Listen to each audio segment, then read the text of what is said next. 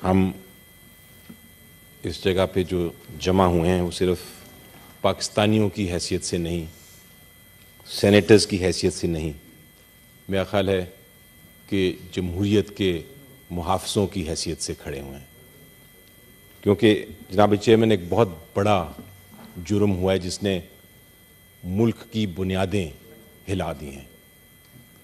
ہمارا اب فرض ہے آج کہ جو زخم ہے اس کو کس طرح ٹھیک کیا جائے۔ جناب چیئرمین، سب سے پہلے تو میں پاکستان کی قوم کو خراج تحسین پیش کرنا چاہوں گا، کیونکہ انہوں نے ان سب واقعات جو ہوئے پری پول اور پوسٹ پول ریگنگ میں، انہوں نے اس کے باوجود ایک لاؤڈ اینڈ کلیئر، بلند اور صاف مینڈیٹ اور فیصلہ دے دیا ہے۔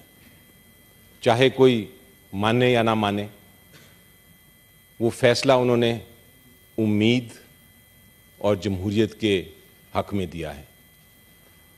کوئی مانے یا نہ مانے، یہ فیصلہ پی ٹی آئی اور عمران خان صاحب کے فیور میں دیا ہے، واضح طور پہ دیا ہے۔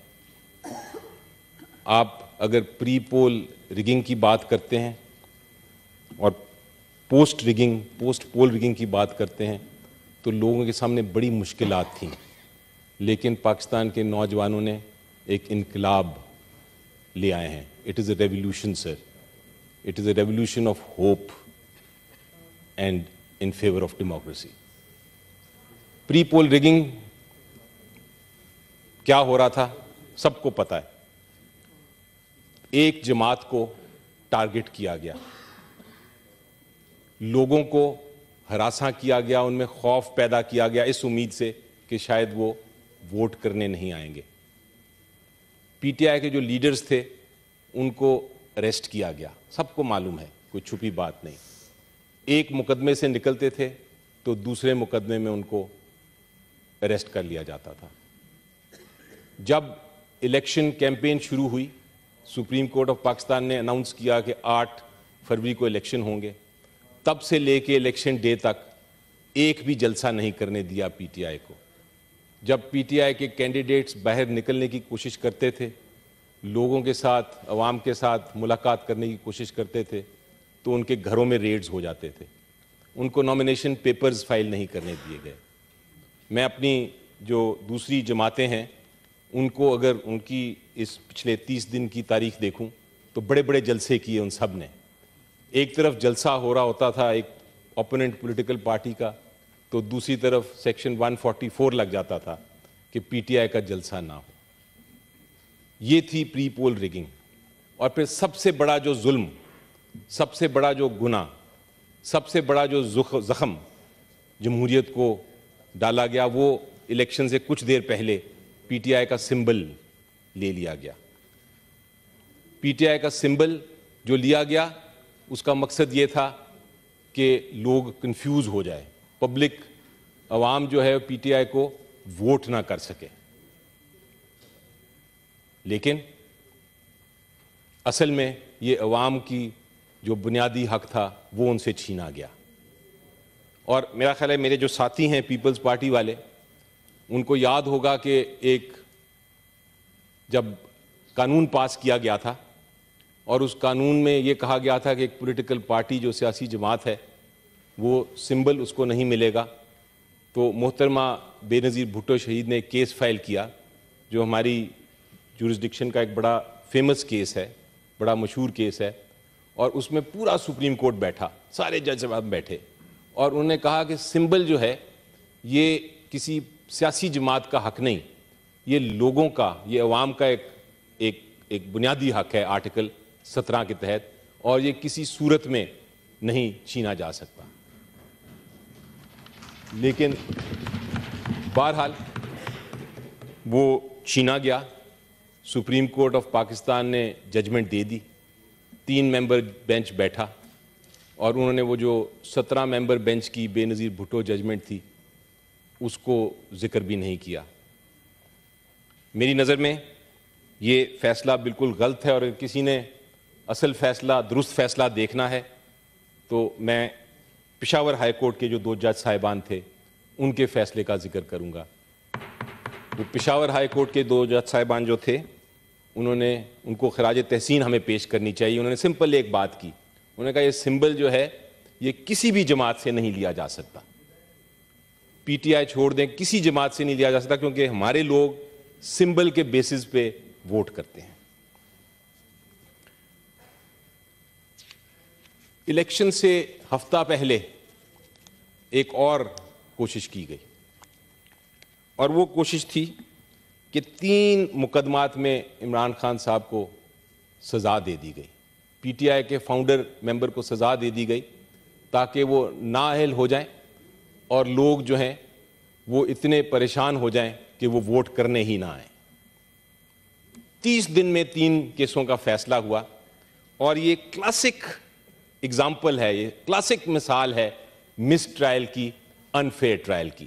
اور آج میں کہوں گا اپنے سارے ساتھیوں کو کہ اگر یہ کیسز سیٹ اسائیڈ نہیں ہوئے ہائی کورٹ کے ذریعے تو یہ ایک زہریلا تیر کی طرح ہر پولیٹیشین کے لیے نقصان دہ ہوگا. یہ کیسز جو ہیں, اس طرح کے مقدمے, اس طرح کے مس ٹرائل جس میں ٹرائل ہی نہ ہو اور سزا سنا دی جائے, جس کو وچ ہنٹ کہا جاتا ہے, یہ ہر سیاستدان جو ہے اس ملک کا وہ سفر کرے گا. اور جو آج ہنس رہے ہیں یا سپورٹ کر رہے ہیں ان 3 کیسز کی سزا کو, کل یہ سزائیں ان کو بھی اسی طرح مل سکتی ہیں. ان کیسوں میں ہوا کیا سر؟ آج سے 100 سال پہلے آپ نے سنا ہوگا وچ ہنٹ کا جہاں سے لفظ آیا تھا.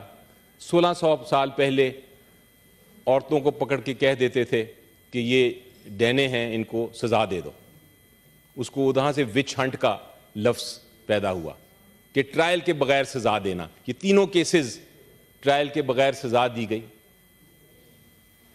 ان کیسوں میں آپ سوچیں, ہم پارلیمنٹ ہیں, 18ویں ترمیم کے وقت ایک آرٹیکل 10A ہم نے آئین میں لے کے آئے تھے, اور آرٹیکل 10A یہ کہتا ہے کہ ہر ایک کو جو کرمنل کیس ہے ہر ایک کا ایک پراپر فیئر ٹرائل کے ذریعے سنا جائے گا, جس کے اندر آپ کو وکیل کرنے کا حق بھی ہوتا ہے, آپ کو جرا کرنے کا حق بھی ہوتا ہے, آپ کو اپنی دفاع میں جو ڈیفنس میں جو آپ کی ایویڈنس ہے, جو شہادتیں ہیں, وہ پیش کرنے کی بھی اجازت ہوتی ہے. لیکن اس کیس میں کیا ہوا, ان تینوں کیسوں میں, کہ عمران خان صاحب کے وکیلوں کو بند کر دیا گیا کمرے میں. اڈیالہ جیل میں یہ کیسز چل رہے تھے, میں نے یہ خود وٹنس کیا کیونکہ میں بھی وٹنس کرنے گیا تھا وہ ٹرائلز. ان کے وکیلوں کو بند کر دیا گیا اور ان کی جگہ عدالت نے زبردستی اپنے وکیل دے دیے. اور وہ وکیل کون تھے؟ وہ وکیل پروسیکیوشن کی ٹیم میں سے تھے. پروسیکیوشن کی ٹیم میں سے وکیل دے دیے ان کو, اور پھر ان کو جرا کرنے نہیں دی, ان کو شہادت پیش کرنے نہیں دی, ان کے وکیلوں کو جیل کے اندر سے آ کے ٹرائل میں پیش ہونے کی اجازت نہیں دی گئی, اور سزا ہو گئی. کوشش یہ تھی کہ اس سزا کی وجہ سے شاید لوگ پریشان ہوں گے, لیکن اس کا الٹا اثر ہوا. پاکستانی قوم نے یہ دیکھا کہ ناانصافی ہو رہی ہے, تو وہ لوگ بھی جو کہ شاید پی ٹی آئی کے ساتھ نہیں تھے یا عمران خان صاحب کے ساتھ نہیں تھے, انہوں نے بھی بھرپور آ کے الیکشن میں حصہ لیا. یہ ساری چیزوں کے باوجود خوف کی دیواریں توڑتے ہوئے 8 فروری کو بھرپور طریقے سے عوام نے ووٹ کیا, مینڈیٹ دیا اپنا, اور ایک ریولوشن لے کے آ گئے. لیکن بدقسمتی سے پری پول ریگنگ جب ناکام ہوئی تو رات کے اندھیرے میں پوسٹ پول ریگنگ ہم نے دیکھنے میں آئی, جہاں ہر ایک کو پتا تھا کہ ریزلٹس کیا ہیں, لیکن پھر وہ روکا گیا, انٹرنیٹ بند کیا گیا, انٹرنیٹ ٹویٹر بند کیا گیا, میڈیا پہ کوریج بند کی گئی, اور ووٹس تبدیل کر کے جو ہارنے والے کینڈیڈیٹس تھے ان کو جتا دیا گیا. عوام کا مینڈیٹ جو تھا چوری ہو گیا ہے سر، اور یہ ہے ظلم جمہوریت کے ساتھ۔ میں یہ کہتا ہوں سر چیئرمین صاحب، بالکل ہمیں ضرورت ہے ہیلنگ کی، بالکل ہمیں ضرورت ہے آگے دیکھنے کی۔ یہ لوگ بات کر رہے ہیں کہ الیکشن ہو گیا آگے دیکھو، الیکشنز کم اینڈ گو، لوگ کہتے ہیں پھر نیکسٹ الیکشن کا انتظار کرو، لیکن یہ اتنی آسان بات نہیں۔ یہ معاملہ ہے عوام کے مینڈیٹ کو چوری کرنے کا، اور اگر آپ تاریخ دیکھیں تو جب بھی عوام کا مینڈیٹ چوری کیا گیا ہے اور ریولوشن کو روکنے کی کوشش کی گئی ہے تو انارکی ہے۔ مجھے ڈر لگتا ہے، مجھے خوف ہے کہ یہ چیز کسی کے کنٹرول میں نہیں رہنی۔ اگر یہ مینڈیٹ واپس نہ لیا گیا تو میں آج سوچتا ہوں، اور میں تاریخ کو دیکھ کے سوچتا ہوں کہ پھر کسی کے ہاتھ میں یہ نہیں رہے گا۔ آج آپ کوشش کر لیں گے کہ ایک ایسی حکومت بنا لیں جس کے پاس لیجٹیمیسی نہیں ہوگی، لوگوں کا مینڈیٹ نہیں ہوگا، تو وہ حکومت ناکام رہے گی۔ بہت سارے کرائسس ہیں سر، ہمارے پاس ایجوکیشن کا کرائسس ہے، اکنامک کرائسس ہے، ہیلتھ کا کرائسس ہے، لوگ باہر جا رہے ہیں چھوڑ کے ملک، پریشان ہیں۔